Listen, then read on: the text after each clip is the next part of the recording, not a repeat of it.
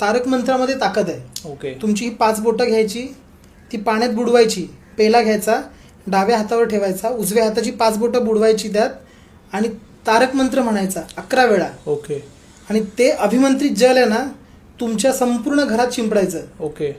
लोक म्हणतात इथं मीठ ठेवा, तिथं मीठ ठेवा, कशाला तुम्ही खर्चात पडताय, करेक्ट करेक्ट. इथं खड्याची वाटी ठेवा, मग ते फ्लश करा, घरातल्यांना ताप, मग ती आई शिव्या घालणार, अरे मीठ एवढं वाया घालवतोय.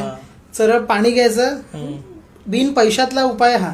पाणी घ्यावं, त्यात 5 बोटं डुबवायची आणि तारक मंत्र 11 वेळा म्हणायचा. आणि ते अभिमंत्रित पाणी तुम्ही घरामध्ये शिंपडा. एखादी आजारी व्यक्ती असेल, रोगी व्यक्ती असेल, त्याला ते तीर्थ म्हणूनच तुम्ही द्या.